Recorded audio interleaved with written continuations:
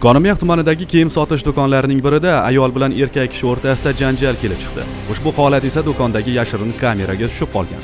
Insiderlarning xabariga ko'ra, janjalning asosiy sababi erkakning ayolga tegajog'lik qilgani ortidan kelib chiqqan. Janjal tafsilotlari bilan muxbirimiz xabar beradi. Qanaqa ayol? Men erkakman o'zi, erkakman. Xotinim bilan razmerim bir xil bo'lgani uchun men magazinga kirib, ko'ylak olib bir surpriz qilaman degan. Orqamdan bir erkakni ushlaydi. Shunday qarasam, bitta qo'ysa bo'ladim. Ko'zga qarang, ko'zga. Bu qanday boraman uyga men? Xotinimga nima deyman? Maqala qarab. Sarishta qilinglar bunga. Men o'zi ishdan bugun kech chiqdim-da. Shu bilan yo'lda kelayotgandim, qarasam mana bozor yonida Oydin degan magazin ochiq turgan ekan.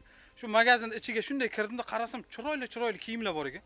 Keyin shu o'zimga bir yaxshi bir kiyim olay dedim-da, shunday ichkariga kirib, kiyimlarni tomosha qilib kelayotgandim. Bir payt qarasam, chotki bir maneken turgan ekan. O'zi ham Fakanashtayn deb yorasida. Keyin material qanaqa ekan deb shunday bor ushlab ko'rsam, u odam ekan. Shunday menga qarab qoldi. O'zi ham bashara kuchimala bo'lyapti. Bitta urdim. O'zim ham qo'rqib ketdim. Lekin uzr, lekin erkak ekan keyin bilsak. Uzr. Mazkur holat yuzasidan huquqni muhofaza qilish organi xodimlari tomonidan tergovga qadar tekshiruv harakatlari o'tkazilmoqda. Arslon Janjalov, Yevgeniy Udarov.tv, Navoiy viloyatidan tayyorlandi.